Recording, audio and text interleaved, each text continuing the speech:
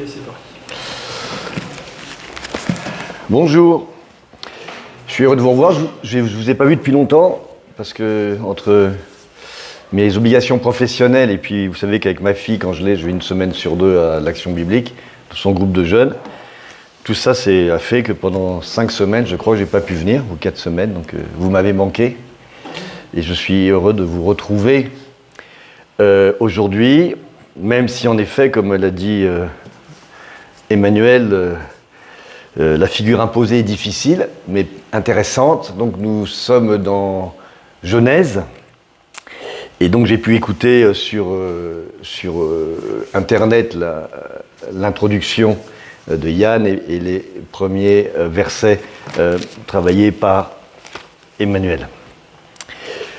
Donc moi aujourd'hui j'ai la prétention, et vous m'en excuserez, de faire tout le chapitre 1 directement, et même le premier verset du chapitre 2, parce qu'il me semble que ceci représente une globalité, et quitte à y aller, autant ne pas freiner pour essayer de conserver une espèce d'homogénéité à mon raisonnement.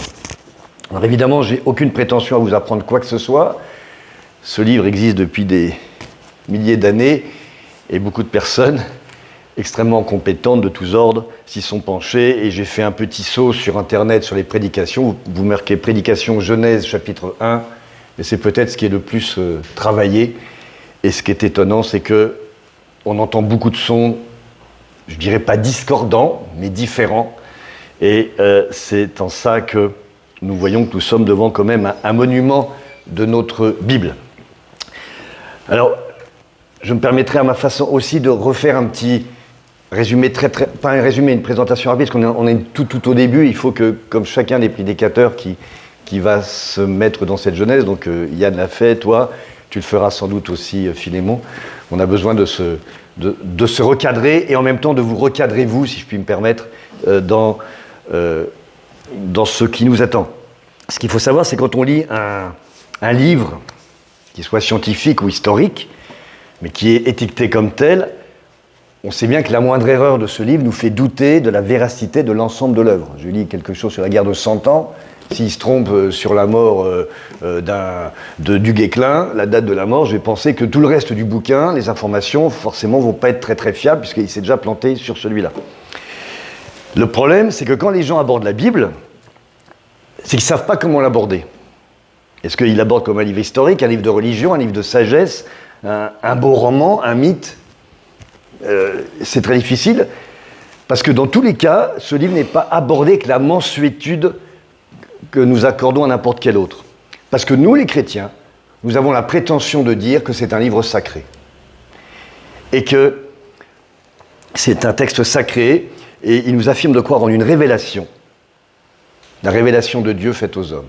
Donc, quiconque va s'intéresser à ce livre de façon, je dirais, empathique ou un peu distanciée, voire moqueuse, cette personne veut s'embarquer avec des assurances pour être sûr de pas a priori, puisque c'est un livre qui est censé révéler des choses surnaturelles, autant essayer de s'appuyer quand même sur quelques bases solides pour ne pas partir dans n'importe quoi. Et se rassurer soi-même, surtout à notre époque matérialiste, où la vérité du réel, ou censé être, nous rassure. Alors, vous le savez, on a appelé depuis plusieurs décennies, plusieurs siècles, les sciences historiques, les sciences sociales, les sciences physiques, mathématiques, tout ce qui permet soit de confirmer, soit de contredire, enfin tout au moins de solidifier le chemin qui nous guide dans ces pages-là. Parce que quitte à s'intéresser à ça, autant s'y intéresser avec des bases à peu près solides qui nous permettent d'avancer en terrain pas trop mouvant. La Bible, évidemment, donc a été mise sous le feu de toutes ces critiques-là, et elle a résisté finalement à beaucoup de ces critiques, de toutes, je vous ai dit, les sciences sociales, les sciences psychologiques, il y a eu du Freud qui a été mis là-dedans, les sciences historiques, évidemment, et finalement, plus les recherches avancent, plus les découvertes se mettent en place, en archéologie, entre autres choses, plus on se rend compte que, finalement, ce qu'on croyait être faux, donc si c'est faux là, c'est faux le reste. L'exemple le plus flagrant, enfin il y en a 1000, celui qui me vient c'est Ninive. Il dit que tout l'épisode de Ninive c'était n'importe quoi, ça n'a jamais existé. Donc si Ninive n'a pas existé, ce qu'on raconte c'est faux, donc on tire le fil. Puis finalement, il y a quelques décennies, on a découvert les traces de Ninive, donc on remonte comme ça. Mais le souci, c'est quand on s'attaque au premier chapitre de la Genèse, la prétention de la Bible, vue de l'extérieur, est encore plus vivace, puisque là, ce n'est pas une leçon presque d'histoire ou de théologie que la Bible veut nous donner, c'est une leçon cosmologique, je connais plus le terme. C'est quoi ? Cosmologique, c'est-à-dire l'origine de notre univers, l'origine de nos existences. Alors là, on tape très très haut, et là, tout le monde se sent concerné. Que tu sois croyant ou pas croyant, c'est quand même quelque chose qui te touche. Où est-ce que je vis, etc. Donc là, tout le monde va rentrer dans cette brèche-là, et je dirais à juste titre, puisqu'on dit c'est écrit, allons-y, donc soyons prêts à aborder cette critique-là. Alors, sous quel angle ? Est-ce qu'il s'agit de montrer que la Bible a raison contre la science ? Ou que la science et la Bible finalement sont d'accord ? Est-ce que c'est Darwin contre Jésus ? Est-ce que c'est le hasard contre la causalité ? Tous les angles d'attaque sont envisageables. Et les bibliothèques, et Internet j'en parlais, sont pleins de ces discours contradictoires où chacun avance ses pions. Combien d'êtres humains donc se sont penchés sur ce premier chapitre de la Genèse pour comprendre, essayer de comprendre. Et je ne vous parle même pas du second chapitre qui semble contredire le premier. Mais le second, ce n'est pas moi qui m'en occuperai.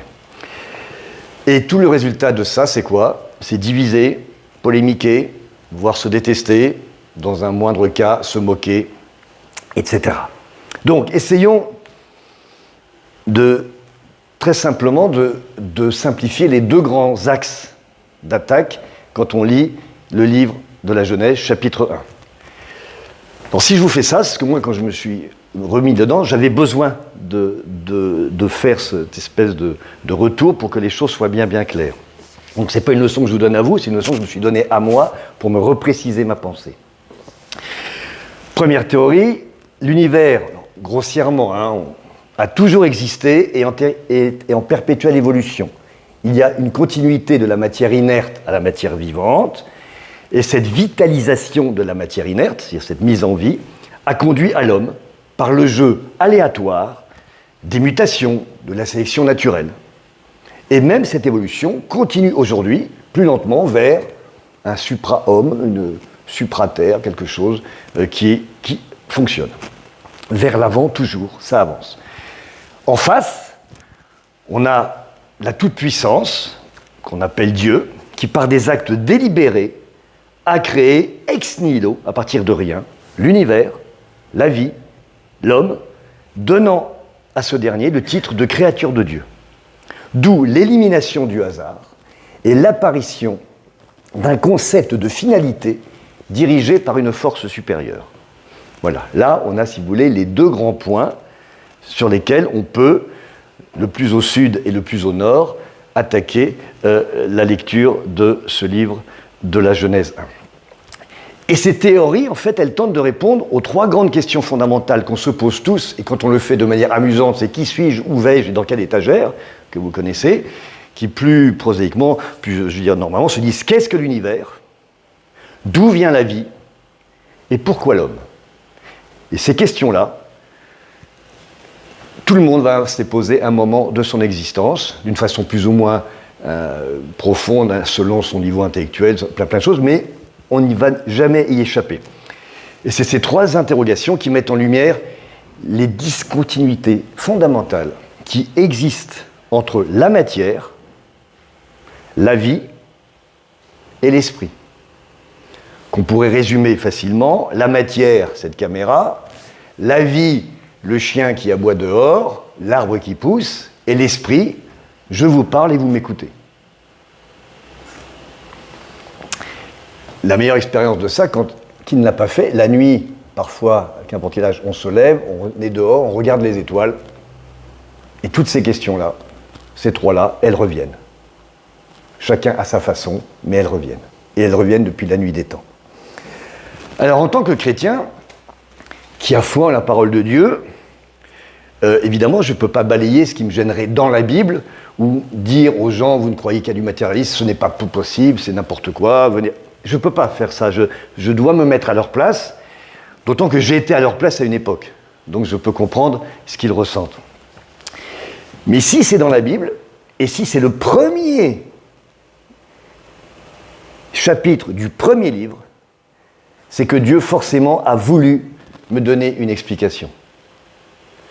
Il a voulu me faire comprendre quelque chose. Et je dis « me » parce que je crois que c'est quelque chose de tout à fait personnel. Il a voulu te donner, nous donner, vous donner, à toutes les époques, à tous les âges, à toutes les personnes. Jésus lui-même, vous vous souvenez, quand il y a les pharisiens qui viennent de lui dire « Si quand je serai mort, est-ce que j'épouserai ma quatrième femme ou ma sixième, etc. » Et il dit « Mais attendez, est-ce que vous n'avez pas lu que lorsque Dieu crée, etc. » Lui-même, Jésus nous dit « Bon sang, c'est marqué. Retournez au texte et vous aurez la réponse. » Donc, je me suis dit, lisons, puisque Dieu nous dit de lire, lisons et essayons de comprendre ce qu'il y a dedans. Si Dieu a permis l'existence de ce texte, ce n'est pas pour me ridiculiser, me mettre en défaut ou me tromper, c'est pour m'expliquer. Mais m'expliquer d'une intelligence supérieure vers une intelligence inférieure.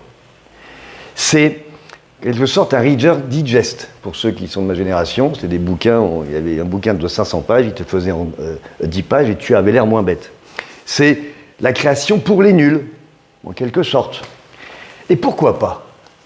Et pourquoi pas un acte pédagogique mis à la hauteur de tout le monde, quelles que soient les époques, puisque c'est un vieux livre. Et qu'importe que ce soit Moïse ou un autre, comme Yann nous l'a brillamment présenté, que ce soit même plusieurs autres qui écrivent cette explication sous son inspiration. Oui, c'est intéressant d'un point de vue historique, c'est intéressant sur beaucoup de choses, mais ça ne va pas changer ce qui est raconté profondément. Les textes sont là. Jésus les connaissait, Jésus les a lus, et Jésus les a validés. Puisqu'à aucun moment, il dit, bon, ce qui a été écrit, on va passer dessus, je vais vous raconter l'histoire. Et moi, j'ai confiance en Jésus. J'ai même confiance qu'en lui. Donc si Jésus me dit, lis, eh bien je veux qu'il me prenne par la main et qu'il lise avec moi. Et que ce soit lui qui me raconte l'histoire de Genèse 1, pour que je comprenne. Car qui suis-je pour douter de Jésus ? Alors on va lire. Mais pas pour démontrer la supériorité d'une théorie sur l'autre, parce que c'est peine perdue. Allez sur Internet, vous verrez, c'est peine perdue. Vous pourrez faire un débat face à face à la télévision entre deux grands savants, théologiens, et ils ne seront pas d'accord de toute façon. Ce sera peut-être intéressant intellectuellement, mais ça ne nous apportera rien personnellement. Parce qu'à ce jeu, les deux camps sont perdants et irréconciliables. Parce qu'on ne peut lire ce premier chapitre, encore plus que tout le reste, qu'avec la foi. Parce que c'est Jésus qui nous parle. Et je vous demande de faire cet effort-là, d'imaginer que c'est Jésus qui vous raconte cette histoire, qui me raconte cette histoire, comme à des enfants, à notre niveau. Une parabole. Vous vous souvenez, il y a quelques mois, je vous ai parlé des paraboles, et on avait trouvé que la parabole était en fait quelque chose qui était caché. C'était une manière de raconter l'histoire comme un code secret, pour que les gens qui ne pouvaient pas comprendre, ne comprennent pas, et que ceux qui devaient comprendre le message le reçoivent sans être soupçonnés d'être déjà dans la bande, dans la secte. Je ne sais pas si vous vous souvenez de cette prédication. Notre axiome de départ, quand on lit ce texte, on l'accepte, c'est que Dieu existe. Sinon, on ne lit pas cette Bible, c'est pas la peine. C'est un livre qui se lit parce qu'on est dans la foi, on est dans l'acceptation de Dieu, on est dans sa croyance. Sinon, on n'ouvre pas le bon livre. Il y a d'autres livres sur la création du monde qui sont passionnants, ça ne doit pas être celui-ci. Cette histoire extraordinaire, c'est comment moi, Luc, comment toi, Manu, comment toi, Claire, comment toi, tout le monde qui est là, comment est-ce que je suis arrivé jusqu'à Dieu. C'est notre roman personnel, Genèse 1. C'est notre acte de naissance. C'est comment aller du rien au tout. C'est notre gestation intra-utérine. Genèse 1, c'est 9 mois ou 7 jours dans la vie du ventre, non pas de notre mère, mais dans la vie du ventre de Dieu. Alors, Manu a très bien parlé des 5 premiers versets, je vais juste les reprendre très très rapidement. Au commencement, Dieu créa, et Manu avait dit cette chose très intéressante, en fait c'est au commencement, Dieu créa les ciels et la terre, ouvrez les guillemets, et là il donne l'explication. Vous avez bien compris. Très bien. Alors, ce qui est intéressant, alors je vais essayer régulièrement de vous donner des petits... des petits regards sur ce que dit la science, pour nous rassurer. Parce qu'on a besoin, moi en premier, de me rassurer, d'être sûr quand même, même si ce n'est pas un livre scientifique, ça ne raconte pas n'importe quoi, et qu'il y a quand même des choses sur lesquelles on peut étayer notre foi en disant, bon, parce que si c'était débile du début jusqu'à la fin, ma foi ne pourrait pas rentrer là-dedans. Et vous allez voir qu'on est plutôt bien placé de ce côté-là. Au commencement, Dieu créa le ciel et la terre. Alors, je vais commencer par de l'hébreu. Le verbe Dieu créa, c'est le verbe bara, qui, en hébreu, signifie créer à partir de rien. D'accord ? Ce verbe, dans le chapitre 1 de Genèse, va être utilisé que 3 fois. Mais il va être traduit toujours de la même façon, quasiment partout, alors que bara est à partir de rien. Donc, la première chose où Dieu crée à partir de rien, c'est quand il crée les cieux et la terre. Et on va voir que tout de suite, au verset 2, la terre était informée vide, parce qu'il y avait des ténèbres à la surface de l'abîme, et l'Esprit de Dieu se mouvait au-dessus des eaux. Donc ça a été vu la dernière fois. Le vide, le chaos, le désordre, le néant, c'est notre néant. Nous ne sommes rien, nous n'existons pas, nous sommes en possibilité, en hypothèse. Et au-dessus de ce néant, il y a déjà Dieu. Ce que Manu avait précisé, Dieu est déjà là, il veille. Il est là, il est préexistant à notre néant, en quelque sorte. Versets 3 à 5, on commence, Dieu dit que la lumière soit, la lumière fut, Dieu vit que la lumière était bonne, Dieu sépara la lumière avec les ténèbres, Dieu appela la lumière jour, il appela les ténèbres nuit, ainsi il eut un soir et il eut un matin, ce fut le premier jour, c'était là que s'était arrêté Emmanuel. Dieu dit. Le Dieu dit, dans le premier chapitre, c'est dit 10 fois. 10 fois, Dieu dit. Exactement comme dans les 10 commandements. C'est-à-dire que Dieu commande, Dieu établit les lois de la nature, avant plus tard d'établir la loi des hommes. D'accord ? C'est Dieu qui dirige. Mais avant d'établir la loi des hommes, il va d'abord, par sa parole, ces 10 commandements de la nature, si je puis dire, créer le monde dans lequel l'homme va arriver. Et la première chose qu'on voit, donc, c'est l'apparition de la lumière, qui est donc l'énergie fondamentale, qui casse le chaos. C'est la première séparation, tu en avais parlé, la première appellation, jour, nuit, la première organisation. Le premier jour, en fait, c'est la première temporalité pour l'esprit humain. Il y a des choses qui sont séparées. On commence à pouvoir dire, il y a un moment comme ça et un moment comme ça. Alors, la science, par rapport à ça, ce qu'elle dit, en fait, cette espèce d'énergie incroyable peut être tout à fait comparée au Big Bang, qui est pour le moment la théorie la plus utilisée, et qui dit donc que...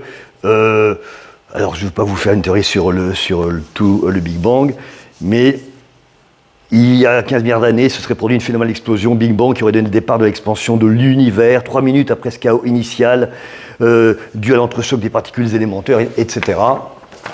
Il y a une théorie scientifique qui est la plus en avance, qui, finalement, nous rapproche de cette énergie incroyable, cette lumière qui explose, cette explosion folle, qui fait que le chaos est cassé. Et qu'il y a une première mise en place d'une temporalité toute simple. Et le premier jugement, aussitôt, il en avait parlé aussi, Emmanuel, Dieu vit que cela était bon, parce que c'est un Dieu qui juge, tu l'avais dit, et oui, un Dieu qui juge, un Dieu qui regarde, qui donne un avis sur ce qu'il a fait, et donc sur ce qu'il a fait lui, donc sur ce qu'on fera nous plus tard. Alors ça peut déplaire, mais ça fait partie aussi de notre foi, de dire qu'on est sous l'œil d'un être supérieur qui a sur nous le droit du jugement. et donc évidemment sur sa nature. Et là, on attaque ce qui n'a pas été vu, le verset 6, versets 6 à 10. Dieu dit qu'il y ait une étendue entre les eaux, qu'elle sépare les eaux d'avec les eaux. Et Dieu fit l'étendue, il sépara les eaux qui sont au-dessous de l'étendue d'avec les eaux qui sont au-dessus de l'étendue. Et cela fut ainsi. Dieu appela l'étendue ciel. Ainsi, du teint soir et du teint matin, ce fut le second jour. Seconde séparation. Le chaos, c'est quand tout est mélangé. Quand on mettrait le chaos dans cette salle, toutes les chaises seraient par terre dans tous les sens, etc. Et bien, notre première organisation, ça serait de séparer les chaises, de les remettre bien, de faire une rangée au milieu. L'organisation, la séparation, combat le chaos. Et donc, la seconde séparation, après la lumière, c'est les eaux. Création du ciel avec les eaux du dessous et celles du dessous. C'est bizarre, ça. On voit bien l'image, il y a les eaux en dessous, c'est les nôtres, puis il y a le ciel, et puis il y a les eaux. Est-ce que ce sont les nuages? Pourquoi Jésus nous dit ça? C'est toujours Jésus qui me raconte cette histoire, parce que c'est Moïse qui l'a écrite ou d'autres, mais moi je préfère que c'est le maître d'œuvre qui me la raconte. Parce que Jésus nous parle de la verticalité qui s'installe. Dieu est en haut. Une fois qu'il commence à installer, il dit maintenant on met les choses en place. Je prends les choses en main, je crée. Vous êtes en bas, je suis en haut. La leçon, c'est lever les yeux, toujours, du bas vers le haut, et chacun sa place. Ça nous renvoie à la tour de Babel. Quand on veut s'élever soi-même, Dieu va juger et va enlever la tour de Babel. C'est le second jour, c'est la seconde étape. Après avoir donné la première énergie, la première chose qu'il fait, il dit à chacun, voici la place. Je suis en haut, tu es en bas. Ce qui est une manière de renvoyer au commandement, tu respecteras ton Dieu qui est en haut, toi tu es en bas. Dieu continue de nommer et de juger, il appelle ça ciel, il voit que c'est bon. La science là-dessus, elle est d'accord. On sait qu'il y avait de l'eau sur la planète au début, a priori tout le monde est d'accord sur ça, et que petit à petit, les eaux se sont retirées. C'est ce que nous dit le verset 9. Dieu dit que les eaux qui sont au-dessous du ciel se rassemblent en un seul lieu et que le sec paraisse. Et cela fut ainsi. Dieu appela le sec terre. Ça fait terrible. Le sec terre. Et il appela l'amas des eaux mer. Mais vous le voyez, c'est plus simple comme ça. D'accord? Donc là, pour le moment, quelqu'un qui veut aussi aborder cette histoire-là sous l'angle scientifique, de manière très légère, ne se sent encore en sécurité, ça tient la route, ça dit encore quelque chose qui est vrai. Du verset 11 à 13, la planète va s'organiser. Et c'est toujours à partir du même bara. On va le lire. Puis Dieu dit que la terre produise de la verdure, de l'herbe portant de la semence, des arbres fruitiers donnant du fruit selon leur espèce, ayant en eux leur semence sur la terre. Et cela fut ainsi. La terre produisit de la verdure, de l'herbe portant de la semence selon son espèce, et des arbres donnant du fruit, ayant en eux leur semence selon leur espèce. Là, le verbe qui est utilisé, c'est pas bara. C'est il produit. C'est un autre verbe qui est produire à partir de quelque chose. Pas ex nihilo. D'accord? Et la planète s'organise à partir du bara initial dont on a parlé. Dieu met en place les conditions de notre apparition. Je vous rappelle que notre théorie numéro 2, c'était que tout était fait dès le début pour l'apparition de l'homme. Et bien là, il y a une mise en place qui est mise. Alors je vais prendre une image qui va peut-être vous faire rire. C'est comme un parc d'attractions avant l'ouverture. On essaie que tout soit bien, que tous les jeux soient bien en place, les balançoires, tout est nickel, etc. Et là, donc, les fruits poussent, il y a les herbes, il y a le blé, il y a tout de quoi nourrir. Sauf que c'est amusant, c'est que personne ne va cueillir puisqu'il n'y a pas d'homme. On attend. On est prêt pour l'ouverture. On prépare. Et je parlais tout à l'heure de gestation. Une femme, quand elle sait qu'elle va avoir un enfant, si elle fume et elle boit, 9 fois sur 10, elle va dire, bon, allez, j'arrête. J'arrête de fumer, j'arrête de boire, parce que je vais préparer l'espace dans lequel j'accueille mon enfant le mieux possible pour qu'il soit dans les meilleures conditions, alors qu'il n'est même pas là encore. Jésus, de ce troisième jour, nous parle du soin qu'il prend à notre arrivée. Les parents qui préparent la chambre du bébé, on attend souvent le 3e mois pour être sûr que ça sera viable et que ça se passera bien. Quand les échographies sont rassurantes, le bébé va naître, il est viable, on y va. On peint, on prépare, on installe la chambre. C'est ce que fait Dieu. Dieu, là, il nous montre, je vais tellement vous aimer que je mets tout en place pour organiser votre venue le mieux possible. Sur ça, la science, elle ne peut pas nous attaquer. La verdure, une fois que l'eau sort, ça pousse, ça fonctionne. Alors on ne peut pas aller très très loin, mais ce n'est pas attaquable, on ne peut rien nous dire. Versets 14 à 19, on va terminer le premier bara. C'est la fin de la première création ex nihilo. À partir de cette énergie, il y a tout ça qui s'est produit les uns à la suite des autres comme des conséquences. Dieu dit qu'il y ait des luminaires dans l'étendue du ciel pour séparer le jour d'avec la nuit, que ce soit des signes pour marquer les époques, les jours et les années, et qu'ils servent de luminaires dans l'étendue du ciel pour éclairer la terre, et cela fut ainsi. Dieu fit les 2 grands luminaires, le plus grand luminaire pour présider au jour, donc le soleil, et le plus petit luminaire pour présider la nuit. Il fit aussi les étoiles. Dieu les plaça dans l'étendue du ciel pour éclairer la terre, pour présider au jour et à la nuit, et pour séparer la lumière d'avec les ténèbres. Dieu vit que cela était bon, alors il eut un soir et il eut un matin, ce fut le 4e jour. Apparition dans cette 4e étape, jour, période, on en reparlera, du soleil, de la lune et des étoiles. Le temps humain se met en place. Dieu organise notre raison, notre passé, notre présent, notre futur. Avec les signes pour marquer les époques, les jours, les années, avec tout le système des rotations, soleil, etc. Il fait tout ça pour structurer notre intelligence. Car nous sommes, peu de choses, je vous le rappelle, nous avons besoin d'un cadre pour penser,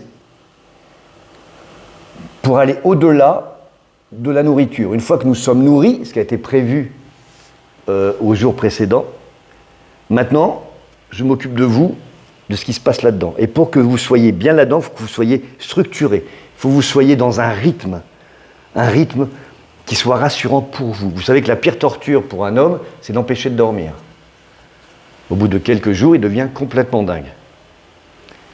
Jésus nous dit, dans ce 4e jour, ta vie doit être organisée pour être en contact avec moi. Et moi, je l'ai organisée, je mets en place ce qu'il faut pour. Alors, sur ce point-là, la science, alors là, ils sont ravis, ils viennent, mais c'est n'importe quoi. Les jours apparaissent avant la création du système solaire. Il y avait 3 jours auparavant, il y avait des moissons, etc. Et alors qu'il n'y a que maintenant qu'apparaissent le soleil, etc. Ils ont raison de se moquer. Sous leur angle de vue, qui est une volonté de logique, en effet, ça ne fonctionne pas comme ça. C'est pas possible. Il aurait d'abord fallu qu'il y ait des étoiles, qu'il y ait le ciel, les soleils, pour qu'ensuite les saisons se mettent en marche et que les herbes puissent pousser. Le problème, c'est qu'ils ne lisent pas le bon livre, alors.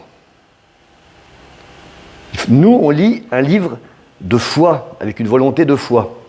Évidemment que c'est normal de créer les saisons, si je puis dire, avant de créer les récoltes, de créer le soleil avant de créer l'herbe qui va pousser grâce au soleil. Sans doute, c'est d'ailleurs ce qui s'est passé. C'est forcément ce qui s'est passé. Quoiqu'encore, Dieu est capable... Mais bon, admettons qu'il y ait cette logique-là. Mais Jésus, il nous explique ici comment Dieu est arrivé jusqu'à nous. Donc, il classe les étapes dans l'ordre croissant de leur importance. Le jour 4, celui de la raison, celui de la structure, celui du rythme, il est plus important dans notre construction que le jour 3, qui est celui de la faim, qui est celui de la nourriture. La chronologie première est celle de notre rencontre avec Dieu, elle n'est pas celle de la création en tant que telle. Et quand on se met sous ce point de vue-là, quand on se met dans la logique de Dieu, qui doit être la nôtre, puisque nous sommes dans un livre de foi. Donc je vous le rappelle, si on n'aborde pas ce livre comme ça, ne le lisons pas, parce que ça ne fonctionnera pas. Mais si on se met dans la logique de foi, ça fonctionne. Alors là, on va tout de suite parler très rapidement des 7 jours. Parce que là aussi, on en fait truc, 7 jours. Alors, est-ce que c'est des vrais jours? Est-ce que c'est des faux jours? Alors, le terme hébreu, c'est yom. Alors, yom, c'est le jour, mais c'est aussi la période. Il y a de tout, un début, une fin. Un matin, un soir, ça peut être un début, une fin. Donc, je ne trancherai pas sur ça. Vous croyez ce que vous voulez. De toute façon, personne ne pourra ni vous contredire, ni vous confirmer ce que vous dites. Ça n'a aucune importance. L'important, c'est qu'il y ait des moments où Dieu dit, c'est la première étape. Que cette étape dure un jour, il veut que ça dure un jour, ça dure un jour. Alléluia. Il veut que ça dure 3 millions d'années, 10 milliards, c'est son problème, c'est pas le mien. De toute façon, je suis trop bête, je ne peux pas comprendre. Et je n'ai pas envie de comprendre. Moi, ce qui m'intéresse, c'est qu'il a créé des étapes. Et ces étapes, elles correspondent à ma croissance avec lui, comment il vient vers moi, et comment moi je viens vers lui. On continue. Versets 20 à 23. Oui, c'est ça. Dieu dit que les eaux produisent en abondance des animaux vivants et que des oiseaux volent sur la terre vers l'étendue du ciel. Dieu créa les grands poissons et tous les animaux vivants qui se meuvent et que les eaux produisirent en abondance selon leur espèce. Il créa aussi tout oiseau ailé selon son espèce. Dieu vit que cela était bon. Dieu les bénit en disant « Soyez féconds, multipliez, remplissez les eaux des mers, que les oiseaux multiplient sur la terre. » Ainsi il y eut un soir, il y eut un matin, ce fut le 5e jour. 24, Dieu dit que la terre produise des animaux vivants selon leur espèce du bétail, des reptiles et des animaux terrestres selon leur espèce, et cela fut ainsi. Dieu fit les animaux de la terre selon leur espèce, le bétail selon son espèce, et tous les reptiles de la terre selon leur espèce. Dieu vit que cela était bon. Quand Dieu dit, il créa les grands poissons et tous les animaux vivants, il emploie pour la 2e fois le terme bara, qui est celui où je crée à partir de rien. On n'est plus dans la succession de choses qui sont les conséquences. Là, dans la Bible, il est marqué bara. On est dans vous vous souvenez, dans le 2e gros souci où on n'a jamais de réponse. Comment s'est créé l'univers ? On ne sait pas. On a des hypothèses sur comment il a évolué, mais on ne sait pas comment il a été créé. Même le fameux Big Bang, qu'est-ce qui a provoqué le Big Bang ? On ne sait pas. Et la vie, comment la vie apparaît, on ne le sait pas. Alors maintenant, on peut la triturer, on la prend, on peut la cloner, on peut changer des choses, mais créer la vie, on ne sait pas le faire. On n'est pas les maîtres de la vie. Alors, on a souvent dit que l'ADN détenait le secret de la vie, et qu'on en y arriver. Le problème, c'est pas ça. C'est la vie qui détient le secret de l'ADN. Et donc, on revient toujours à la même base. Parce que si on était maître de la vie, on serait maître de la mort. Et on ne l'est pas. La science, elle dit que la vie se confond avec de la matière qu'elle anime, qu'elle s'identifie avec des phénomènes physico-chimiques. Et la Bible nous dit, c'est Dieu qui donne la vie. Elle est sacrée, hors de notre contrôle. Et c'est ce que nous dit ce 2e verbe bara à ce moment-là. Une fois que tout est en place, que tout est bien orné, on a mis toutes les plantes qu'il fallait, on a mis les étoiles, on passe à l'étape numéro 2, on met de la vie. La terre est prête. Nourriture végétale, marine, rythme des saisons, des jours, le système fonctionne, et donc c'est le moment d'engager dans la vie. Si je puis dire, si je reprends l'image de mon parc d'attractions, tout est prêt et on engage des employés, tout le monde est à son poste, prêt à accueillir le client. On sent l'excitation. On y est. Dieu encore nomme, j'appelle ça comme ça, juge, c'est bon, etc. Tout est prêt. Tout est prêt, on n'a qu'à se servir. Et qu'importe le temps que ça a duré. Et qu'importe si l'ordre, qui pour lui est important, du moins important au plus important vis-à-vis de nous, soit pas exactement pareil, on l'a vu dans un cas, que l'ordre scientifique. Et on arrive à l'étape ultime, au verset 26 à 31. Puis Dieu dit, faisons l'homme à notre image, selon notre ressemblance, et qu'il domine sur les poissons de la mer, sur les oiseaux du ciel, sur le bétail, sur toute la terre, et sur tous les reptiles qui rampent sur la terre. Dieu créa l'homme à son image, il le créa à l'image de Dieu, il créa l'homme et la femme, Dieu les bénit, et leur dit, soyez féconds, multipliez, remplissez la terre et assujettissez-la, et dominez sur les poissons de la mer, sur les oiseaux du ciel, et sur tout animal qui se meut sur la terre. Et Dieu dit, voici, je vous donne toute herbe portant de la semence et qui est à la surface de toute la terre, et tout arbre ayant en lui du fruit d'arbre et portant de la semence, ce sera votre nourriture. Et à tout animal de la terre, à tout oiseau du ciel, et à tout ce qui se meut sur la terre, ayant en soi un souffle de vie, je donne toute herbe verte pour nourriture. Et cela fut ainsi. La grossesse est arrivée à son terme, l'enfant doit sortir, c'est l'heure de l'être humain, c'est le big day. Souvenez-vous, pour ceux qui ont eu la chance, enfin, c'est une chance, peut-être pas pour tout le monde, je ne sais pas, d'avoir un enfant, qu'on soit père ou mère, on sait que l'enfant est là, on sait qu'il va apparaître, on a vu les échos, on connaît toutes les images, mais quand il arrive, on est dans un état de choc absolu. C'est extraordinaire. La vie est là, il est parfait, il est là, il a tout ce qu'il faut, alors qu'on le sait. Mais c'est le moment le plus incroyablement miraculeux d'une existence, de voir apparaître cet enfant vivant. Et Dieu a tout créé pour ce moment-là. Il faut que l'enfant sorte. C'est comme notre parc d'attractions, on a tout prévu, ou notre fête d'anniversaire, on a prévu les ballons, les gâteaux, tout, et on ouvre la porte et tous les invités, aucun n'est venu. Mais Dieu ne fait pas ce coup-là, il nous fait naître.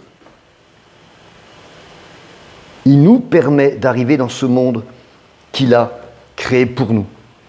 Et Jésus raconte la plus belle histoire d'amour que nous pouvons entendre. Nous qui avons besoin de ça toute notre vie, on n'a besoin que d'une chose, on a besoin d'amour. Il y a une chanson que c'était « J'ai besoin d'amour ». On a besoin d'amour. Avec notre conjoint, si on en a un, avec nos enfants, avec nos parents, avec nos amis. On a besoin d'être reconnus, on a besoin d'être aimés. C'est en nous, c'est fondamental. Et tout a été conçu pour notre naissance. Mais pas comme s'il créait un monstre ou un robot ou un jouet. Non, c'est comme lui. Comme il est dit, à son image. Lui, dont on vient de nous raconter qu'il est tout-puissant, on en a la preuve, il nous fait à son image. Et la preuve, c'est qu'il le dit dès le verset 26, et qu'il domine sur les poissons. Lui qui a dominé sur toute la nature, sur toute sa création, qui a créé tout ça, il nous dit, je vous ai fait un parc d'attractions spécial, vous avez dominé que sur la terre, mais c'est à vous. Dominez. Faites le même boulot que moi, à mon image, à votre rapport à vous aussi, dominez. Alors, après, on pourrait parler sur le terme dominer, mais ça, c'est une autre question, sur ce que notre époque a fait de cette domination. Et ce fameux Dieu créa l'homme à son image, évidemment, ce créa-là, c'est le troisième bara. C'est la seule fois où il intervient encore. Le troisième strate où on est devant un grand vide. Comment, je vous rappelle les questions. Qu'est-ce que l'univers ? Bara. Le deuxième, c'était...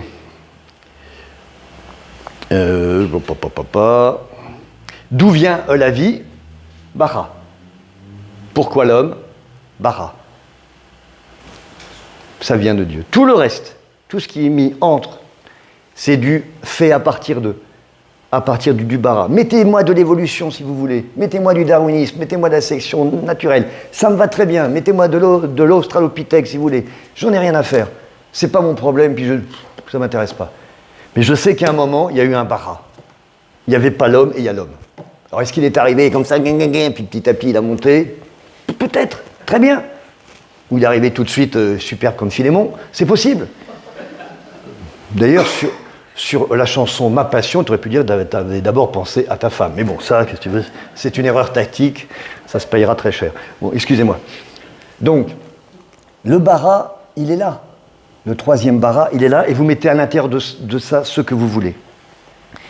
Et donc, nous sommes le troisième bara, l'ultime, le point d'orgue de sa création. Il n'y aura plus jamais de bara après.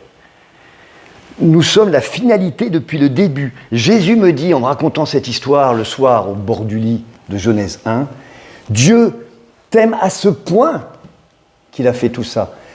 Rappelez-vous nos larmes de parents devant le nourrisson. Dieu a les mêmes larmes à l'arrivée de chacun d'entre nous. Et il offre à profusion tous les bienfaits de la planète. Pas de métayage, pas de pourcentage, pas tu me files 10% de... Tout, prends tout. Comme il a offert toute sa création sans restriction, il offrira, bien plus tard, toute sa vie entièrement pour nous sauver. Genèse 1, c'est un cri d'amour absolu. Et il le dit au verset 31. Dieu vit tout ce qu'il avait fait et voici cela était très bon. Étape supérieure. C'est le top. Ça ne peut pas être mieux. C'est ça l'histoire qu'il faut lire. C'est ça l'histoire qu'il faut comprendre. D'accord ? Et nous sommes le chaînon ultime de la création du vivant.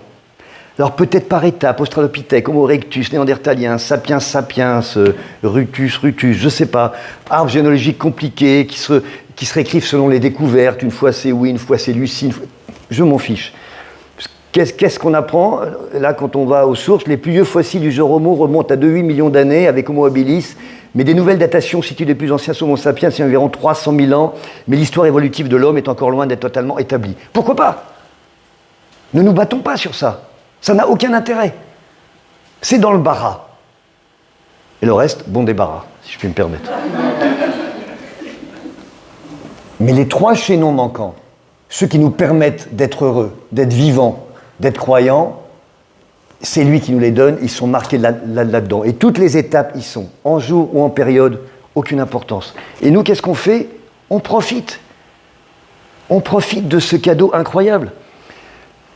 Je vais juste revenir sur le verset 27, qui est traduit « Dieu créa l'homme à son image, il le créa à l'image de Dieu, il créa l'homme et la femme ». Alors je me suis allé vraiment aux bases sur des grands spécialistes de l'hébreu, qui m'a été confirmé, on s'est souvent traduit « il les créa hommes et femmes ». En fait, c'est « il le créa hommes et femmes ». Et ça nous renvoie à ce que disait Manu, le fameux premier Elohim, qui est un pluriel pour un singulier. Et bien là, nous sommes devant notre statut d'humain, il est unique, même si à l'intérieur, il est déjà pluriel. Alors celui qui s'occupera du chapitre 2 nous racontera, et ça ne sera pas moi, sauf si chacun passe son tour, mais ça ne serait pas sympa, nous racontera comment on passe de ce iché à hommes et femmes séparés. Et j'aimerais qu'on termine, parce qu'on est à 6 jours, 6 étapes, 6 périodes, comme vous voulez, c'est le 2. « Ainsi furent achevés les cieux et la terre et toute leur armée. Dieu acheva au 7e jour son œuvre qu'il avait faite. Il se reposa au 7e jour de toute son œuvre qu'il avait faite. Dieu bénit le 7e jour, il le sanctifia, parce qu'en ce jour, il se reposa de toute son œuvre qu'il avait créée en la faisant. » Fin de l'histoire. Comme une femme qui a accouché, Dieu se repose. Il l'a mérité. Et ce jour 7, il le bénit. S'il avait donné naissance à un truc, il aurait dit non, il profite parce qu'il ne peut pas faire mieux. Il a donné le meilleur de lui-même, le meilleur de ses entrailles de créateur. Il a donné de sa force, de son corps, si je peux faire cet anthropomorphisme. Jésus, dans ce 7e jour, nous apprend le bonheur de Dieu à notre venue. Son repos, c'est son bonheur. Et son bonheur, c'est nous. C'est toi, c'est toi, c'est toi, c'est moi, et c'est tous ceux qui sont vécus avant, et c'est ceux qui vivront après. C'est le premier chapitre du premier livre de la Bible, et il va tout de suite à l'essentiel, pour que tout soit clair. Je suis, tu es, nous sommes la finalité du plan de Dieu. Alors j'ai dit fin de l'histoire. On pourrait dire fin de son histoire. Il a fait le travail. On ne peut pas le faire mieux. C'est incroyable. Et en plus, il nous l'explique avec nos moyens de compréhension. Mais en fait, c'est le début de notre histoire. Le chapitre 1, il est parfait, de la procréation, si je puis dire, à la naissance. Nous sommes laissés porter par Dieu. Comme un enfant qui n'a rien demandé, il vit, toc, il s'ouvre, il arrive, il est dans les bras. Mais à partir de son premier cri, il y va de sa responsabilité, qui va aller en s'accroissant au fur et à mesure de notre prise de liberté. C'est l'histoire de tous les parents. L'éducation commence, les conflits. Il y a 49 chapitres dans la Genèse, pour tout expliquer. Parce que la Genèse, c'est 50 chapitres, il n'y a que celui-là, et un peu le deuxième. Même pas, parce que le deuxième, tout de suite, ça va attaquer sur la faute, si je puis dire. Et ça, c'est notre histoire à nous. Mais Dieu, pourquoi est-ce qu'on lui reproche quelque chose ? Pourquoi est-ce que les gens disent, s'il y a ça, c'est la faute de Dieu ? Non. Lisez chapitre 1 de Genèse. Dieu, il a vraiment fait le boulot, il ne peut pas faire plus. Maintenant, c'est nous qui sommes en responsabilité. La définition du vivant, quand vous allez dans un cours de sciences, c'est 5e, naître, grandir, se reproduire. Ça, normalement, c'est ça la définition de Dieu, du vivant, tel qu'il a créé ces 3 barras. Naître, grandir, se reproduire. On y va. Le problème, c'est que nous, avec notre responsabilité qu'on a mal utilisée, on a rajouté la 4e étape, qui maintenant, de toute la définition du vivant, c'est mourir. Et toute la suite de ce premier chapitre, donc tout ça, c'est comment ne plus mourir. Grâce à la recréation sur la croix qui a été mise en place et qui va finir par l'Apocalypse, les nouveaux cieux, les nouvelles terres. Je vous remercie.